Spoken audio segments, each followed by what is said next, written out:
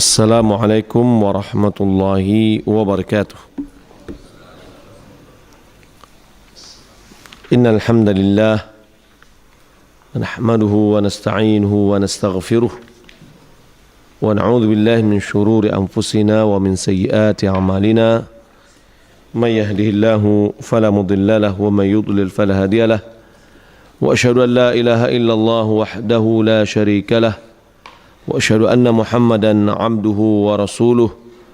Allahumma salli wa sallim ala nabiyyina Muhammad wa ala alihi wa sahbihi ajma'in. Amma ba'du, kaum muslimin dan muslimat rahimani wa rahimakumullah. Kembali kita bersyukur kepada Allah Subhanahu wa taala atas segala nikmat dan karunia yang selalu dilimpahkannya kepada kita. Salat berikan salam semoga dan anugerahkan Allah Subhanahu wa taala kepada Nabi kita Muhammad sallallahu alaihi wasallam. Allahumma shalli ala Muhammad wa ala ali Muhammad. Kita ambil bab baru. Walaupun kemarin hadisnya masih ada, tapi hadisnya satu sama lainnya mirip. Bab baru, ad-dalilu ala sihhati islami man hadarahul maut ma lam yashra' fi an-naza' wa huwa al-ghargharah. Babud dalili ala sihhati al-islami man hadarahul maut ma lam yashra' fi an-naza' wa huwa al-ghargharah wa naskhi jawaz al-istighfar lil muslimin wad dalil ala man mata ala syirk fa huwa fi ashabil jahim wala yanqudhuhu min dhalika syai'un minal wasail. Bab pembahasan dalil atas keabsahan Islam seseorang yang telah didatangi oleh kematian. Yani maksudnya adalah orang yang sedang sakratul maut. Ma lam yashra' fi an-naza'. Sahnya Islam seseorang yang didatangi oleh kematian selama belum mulai naza'. Yakni ghargharah. Ghargharah itu adalah nyawa sampai di tenggorokan. Jadi selama nyawa belum sampai ke tenggorokan. Misalkan rasa sakit yang bersangatan, tanda-tanda kematian. Kalau yang seperti itu masih bisa diterima Islamnya, artinya tobatnya, selama belum mulai naza'. An-naza' itu adalah ghargharah. Ini sebelum nyawa itu sampai di tenggorokan. Wa naskhi jawazil istighfari lil musyrikin. Naskh apa artinya? Naskh, menghapus kebolehan beristighfar untuk orang musyrikin. Dan dalil terhadap siapa yang meninggal dunia di atas syirik, maka dia termasuk penduduk api neraka jahim. Wala yanqudhuhu min dhalika aw wala yunqidhuhu min dhalika syai'un minal wasail. Tidak ada serana-serana yang bisa menyelamatkannya dari hal itu sama sekali. Apa maksudnya di sini? Maksudnya bahwa siapa yang didatangi tanda-tanda kematian namun belum sampai kepada meregang nyawa, belum sampai kepada naza'ah, belum sampai sakratul maut yang sedang ditarik nyawanya di tenggorokan, maka Islamnya sah. Jika seorang kafir yang masuk Islam, begitu juga taubatnya sah. Dan dihapusnya pembolehan terhadap beristighfar untuk orang musyrikin Artinya dilarang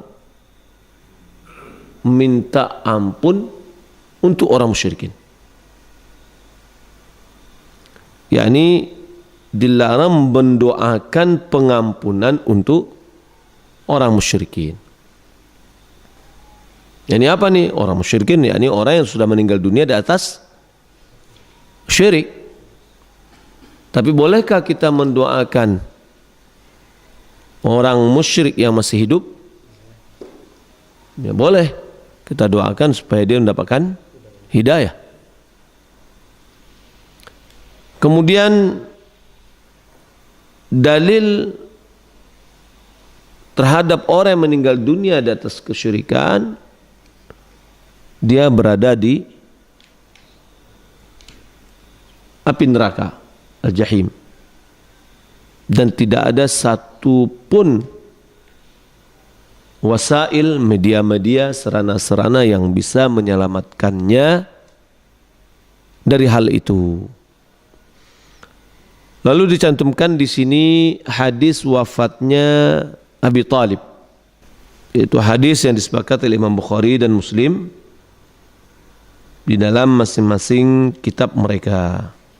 Imam Muslim mengatakan, wa haddatsani Harmalah bin Yahya At-Tujibi qala akhbarana Abdullah bin Wahb qala akhbarani Yunus ibn Shihab qala akhbarani Sa'id bin Musayyab an abihi qala lamma hadarat Aba Talib al-wafah ja'ahu Rasulullah sallallahu alaihi wasallam fawajada 'indahu Aba Jahlin wa Abdullah bin Abi Umayyah ibn al-Mughirah. فقال رسول الله صلى الله عليه وسلم يا عمي قل لا إله إلا الله كلمة أشهد لك بها عند الله. فقال أبو جهل وعبد الله ابن أبي أمية يا أبا طالب أترغب عن ملة عبد المطلب؟ فلم يزل رسول الله صلى الله عليه وسلم يعرضها عليه ويعيد له في المقالة حتى قال أبو طالب آخر ما كلمهم هو على ملة عبد المطلب وأبى أن يقول لا إله إلا الله. فقال رسول الله صلى الله عليه وسلم أما والله لأستغفرن لك ما لم أنه عنك. فأنزل الله عز وجل ما كان للنبي والذين آمنوا أن يستغفروا للمشركين ولو كانوا أولي قربى من بعد ما تبين لهم أنهم أصحاب الجحيم. وأنزل الله تعالى في أبي طالب فقال لرسول الله صلى الله عليه وسلم إنك لا تهدي من أحببت ولكن الله يهدي من يشاء وهو أعلم بالمهتدين. Tapi kita lanjutkan hadis yang kedua. Wa haddatsana Ishaq ibnu Ibrahim qala wa Abd ibn Humayd qala haddatsana Abdul Razzaq qala akhbarana Ma'mar wa haddatsana Hasan al-Hulwani wa Abd ibn Humayd qala haddatsana Yaqub wa huwa ibnu Ibrahim Sa'd qala haddatsana Abi an Salih kilahuma an az-Zuhri bihadha al-isnad mithlahu غير أن حديث الصالح انتهى عند قوله فأنزل الله عز وجل فيه ولم يذكر الآيتين. وقال في حديث ويعودان بتلك المقالة وفي حديث معمر مكان هذه الكلمة فلم يزال به. وحدثنا محمد بن عباد وابن أبي عمر قال حدثنا مروان عن يزيد وهو ابن كيسان عن أبي حازم عن أبي هريرة رضي الله تعالى عنه قال قال رسول الله صلى الله عليه وسلم لعمه عند الموت قل لا إله إلا الله أشهد لك بها يوم القيامة فأبى فأنزل الله عز وجل إنك لا تهدي من أحببت. وحدثني محمد بن حاتم ابن ميمون قال حدثنا يحيى بن سعيد قال حدثنا يزيد بن كيسان قال أخبرنا أبو حازم الأشجعي عن أبي هريرة قال قال رسول الله صلى الله عليه وسلم لعمه قل لا إله إلا الله أشهد لك بها يوم القيامة قال لولا an u'ayyirani Quraisyun yaquluna innama hamalahu ala dhalika al-jaza' la aqrartu biha 'ainak fa anzalallahu innaka la tahdi man ahbabta walakinna Allah yahdi man yasha. Baik, hadis ini beberapa hadis, namun semuanya kembali kepada hadis kisah wafatnya Abi Thalib yang dikeluarkan oleh Bukhari dan Muslim. Abu Thalib, siapa nama Abi Thalib ini? Abu Thalib namanya adalah Abdu Manaf. Di sini ada di antara perawinya namanya Salih bin Kaisan yang kita sebutkan tadi. Salih bin Kaisan ini lebih tua dari Az-Zuhri. Ya. Salih bin Kaisan muridnya Imam Az-Zuhri. Tapi jauh lebih tua dari Zuhri. Disebutkan di sini wabtada bi ta'alum min Az-Zuhri wa li Salih 90 sanah. Dia baru mulai belajar dengan Zuhri, umurnya sudah 90 tahun. Ya. Berarti bahwa apa yang sudah berumur 50-an, ada yang gaib umurnya. Benar gaib? Hah? 68. Masih kalah gaib baru dek sekarang. Masih muda gaib tu. Tidak? Aku belajar kau. Salih bin Kaisan kau umurnya 90 baru dia mulai belajar dengan Zuhri. Ya. Mata ba'da 40 wa 100. Meninggal dunianya adalah 140 tahun. Umur panjang ya. Subhanallah. Ya, sebagai umur adalah umur yang panjang, amalnya soleh. Ya. Taib. Ketika lamma hadarat Abu Talib al-wafah, ketika kematian sudah mendekat. Ya, wal murad qarba wafatuhu wa hadarat dalailuha. Dekat kematiannya dan sudah ada tanda-tandanya. Jadi bukan sudah mati. Tapi hadarat fi'il madhi di sini menyebutkan tentang dekat. Wa dzalika qabla al-mu'ayanati wan naz'i. Hal itu sebelum mu'ayanah. Melihat kematian itu. Artinya bagaimana? Orang yang mau meninggal itu sudah hampir dicabut nyawanya, itu sudah ketika dicabut nyawanya itu sudah dia sudah melihat kepastian kedatangan mati itu.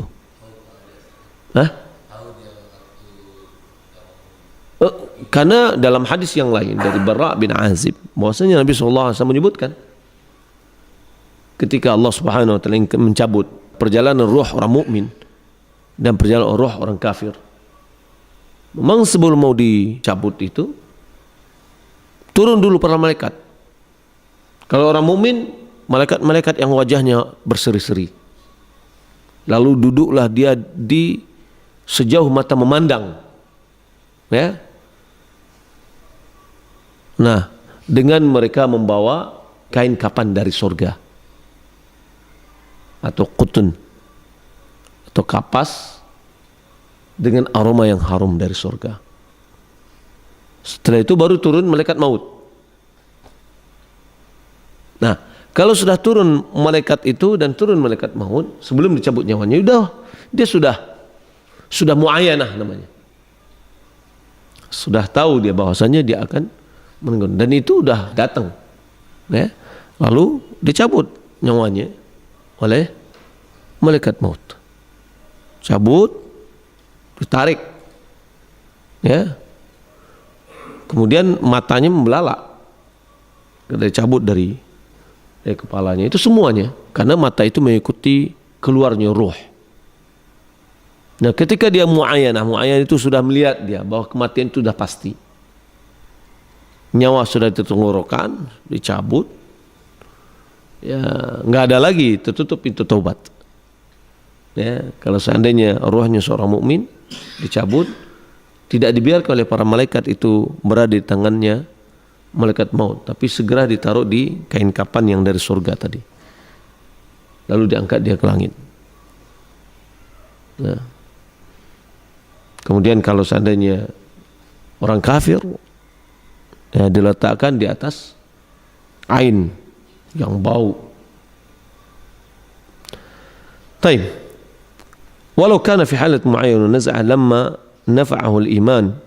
Kalau seandainya ini adalah pada saat naz'ah, sakaratul maut, memang sedang berjuang dalam masalah ketika nyawanya dicabut, maka iman pada saat itu tidak bermanfaat. Ya?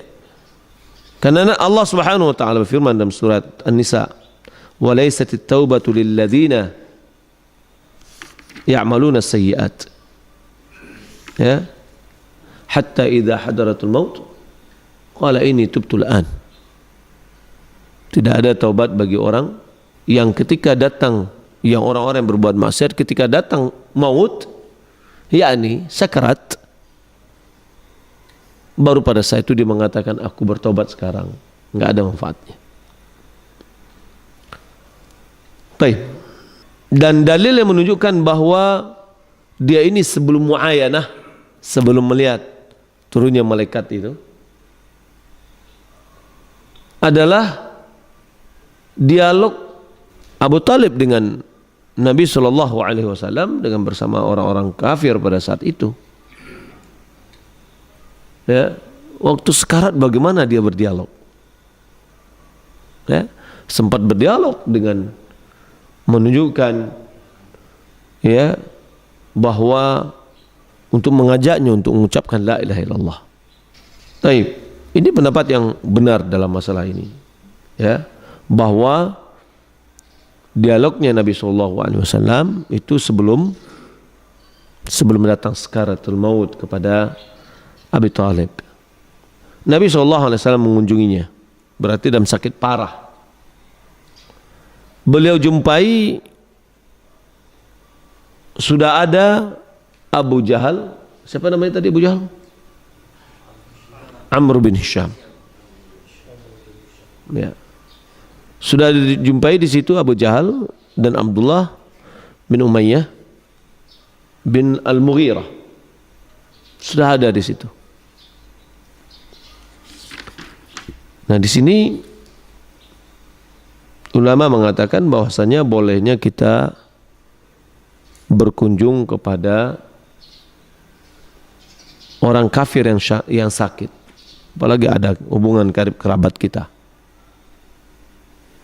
Nabi juga mengunjungi tetangganya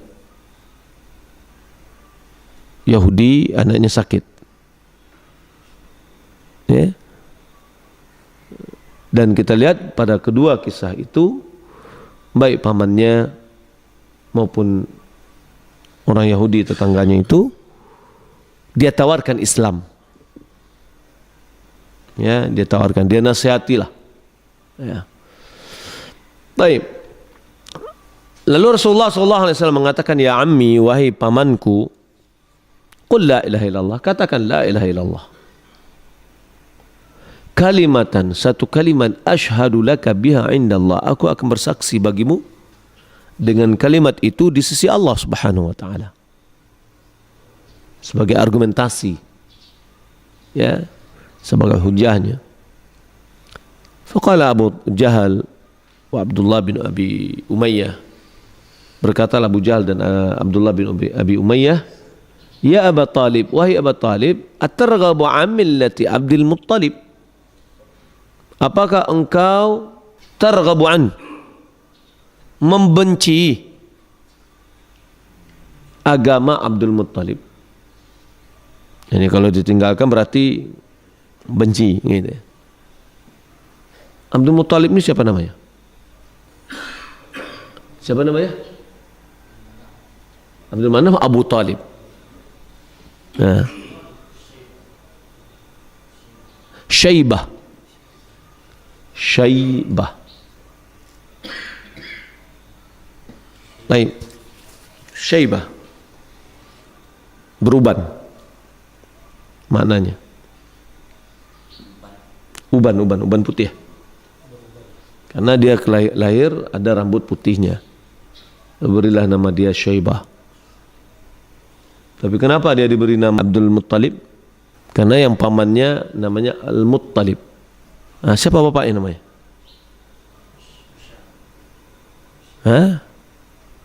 Hisham atau Hashim? Hisham atau Hashim? Hashim. Baik. Jadi saudara Hashim namanya Al-Muttalib.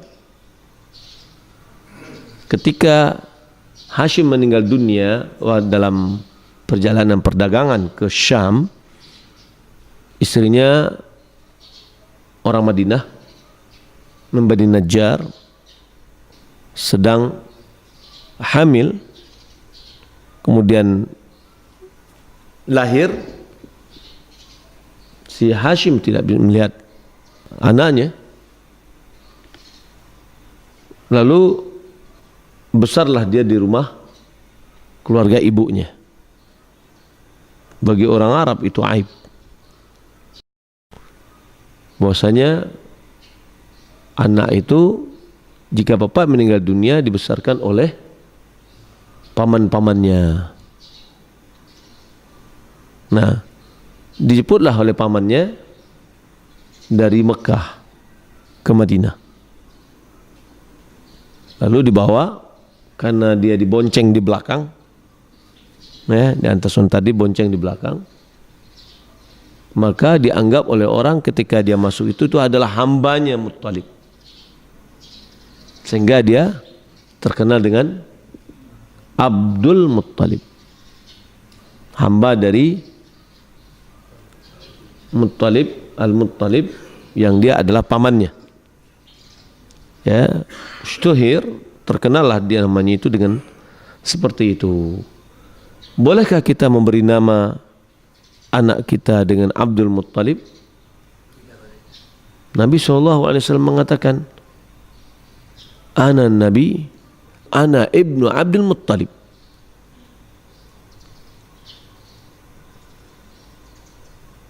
Waktu perang Hunain, Nabi mengatakan, Ana Nabi, Ana ibnu Abdul Muttalib. Bolehkah atau tidak? Kenapa tidak boleh? Nabi menyebutkan Ana ibnu Abdul Muttalib. Apa jawabannya? Kenapa? Boleh. Apa alasannya, Pak? Nabi mengatakan begitu. Nabi mengatakannya dengan realita.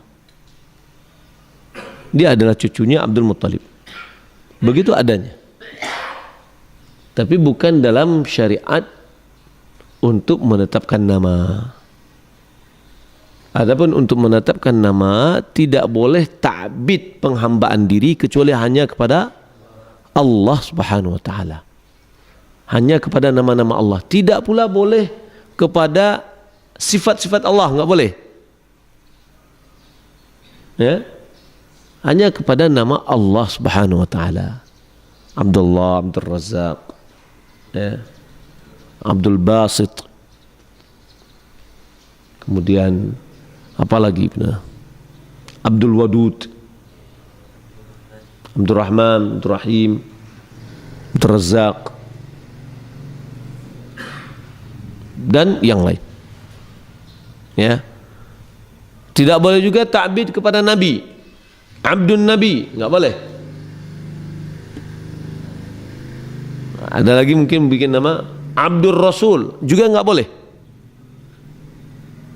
Karena penghambaan hanya kepada Allah. Ini penghambaan hanya kepada Allah. Bolehkah anak diberi nama Alim, Sami' misalnya, Basir?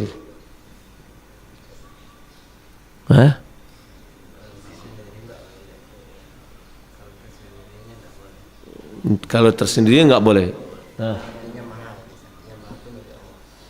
Allah Subhanahu wa taala mengatakan, Inna khalaqnal insana min nutfatin amsyajin nabtalihi faja'alnahu sami'an basira. Wa qala Allah Subhanahu wa ta'ala laisa kamitslihi syai'un wa huwa as-sami'ul basir. Ya. Allah mengatakan tidak ada satupun yang menyerupainya. Dan dia maha mendengar lagi maha melihat. Dan juga Allah mengatakan ya, faja'alnahu sami'an basira, maka kami berikan kepada manusia itu sami'an basira. Allah mengatakan wa huwa as-sami'ul basir. Sama wazannya. Sami' basir. Di dalam masalah nama, dari nama-nama Allah tidak hanya dua yang tidak boleh diberikan kecuali hanya kepada Allah. Yang pertama, nama Allah. Yang kedua adalah Rahman. Ya, Ar-Rahman atau Rahman. Maka masjid-masjid yang nama Ar-Rahman itu salah. Kalau mau Baitur Rahman boleh. Sama dengan memberi nama Allah namanya. Karena kalau Allah itu sudah melekat nama untuk zat yang pencipta, yang memberi rezeki, yang mengatur dan seterusnya, gitu ya. Tapi Ar-Rahman kita harus melihat kepada makna yang terkandung di dalamnya. Apa makna yang terkandung di dalamnya adalah sifat mubalaghah. Kalau kita lihat asal katanya sama dengan rahim dan sama-sama dari rahmah. Ra, ha, mim. Nah, ketika penambahannya paling di belakang itu adalah alif dan nun, fa'lan, itu adalah wazan mubalaghah, yakni absolut. Apa artinya? Ar-Rahman artinya zat atau yang memiliki rahmat yang absolut. Ya. Siapa yang memiliki rahmat yang absolut? Hanya Allah. Ya. Nah, maka oleh karena itu nggak ada satupun seorang yang memiliki rahmat yang absolut kecuali hanya Allah. Wa rahmati wasi'at kulla syai. Maka kalau begitu nggak boleh, karena nama itu sendiri membawa makna.